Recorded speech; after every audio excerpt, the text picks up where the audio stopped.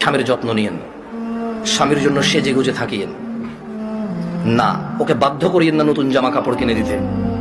আপনার যতটুকু জামা কাপড় আছে ওখান থেকে সবচেয়ে ভালো জামাটা রান্না বান্না শেষে জোহরের নামাজ পড়ে সবচেয়ে ভালো জামাটা পরিয়েন।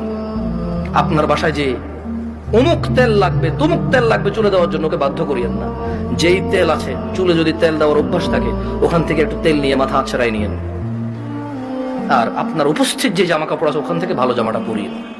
স্বামী যখন ঘরে ঢুকবে মুচকি হেসে ওকে সালাম দিয়ে রিসিভ করিয়েন। ও যদি সালাম দিয়ে ঢোকার জ্ঞান রাখে, যোগ্যতা রাখে, অতটুকু ইবাদত করার যদি ওর মন মানসিকতা থাকে তো থাকলো, আর নাহলে আপনি ওকে রিসিভ করেন হাসি মুখে।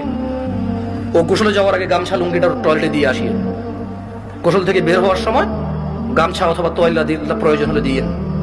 এরপর জিজ্ঞেস করিয়েন ভাত কি খাবে এখন নাকি একটু পরে। যদি বলে যে পরে খাবে কিছুক্ষণ পর আবার জিজ্ঞেস করেন ভাত খাবে কিনা। ও যদি পছন্দ করে যে ওর বাবা মা বোন এদের সাথে ভালো আচরণ করা যদি ও পছন্দ করে আপনার পক্ষ থেকে, আপনি ওর বাবা মা বোন এদের সাথে ভালো আচরণ করিয়েন। ওরা যতই কটু কথা বলুক আপনি ওর বাবা মা বোনের বিরুদ্ধে ওর কাছে বিচার দিয়েন না।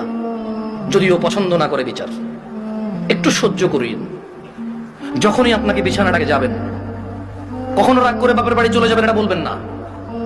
ও যদি আপনাকে বলে এবার তো অনেকদিন হয়েছে যাও না, দু একদিন ঘুরে আসো, সমস্যা নেই, তোমার বাবা মাও তো তোমাকে দেখেন অনেকদিন।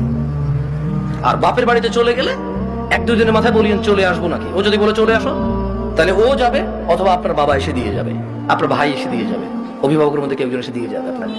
এটা আপনি খেয়াল রাখবেন। যদিও আপনার প্রতি রাগ করে আপনি উল্টা রাগ করিয়েন না। আপনি একটু ইতস্ত হইন, একটু নার্ভাস ফিল করিয়েন। আধা ঘন্টার মধ্যে যদি ও সরি না বলে আপনি সরি বলে আবার ওর সাথে মিলিত হয়ে যান। আপনার স্বামী যদি বোকা মানুষ হয় তাহলেও ও আপনাকে আস্তে আস্তে পছন্দ করবে ইনশাআল্লাহ। আর যেই স্বামী ভালো সেই স্বামী সবসময় চিন্তা করে আমার বউটা যদি একটু কটু কথাও বলে, ও যদি একটু কর্কশ হয়, ও কোনো পুরুষের সাথে কথা বলে না, চরিত্র নষ্ট করে না, এমন মহিলা রেখে দেওয়া যায়, ওকে পোষা উচিত, যত্ন করা উচিত।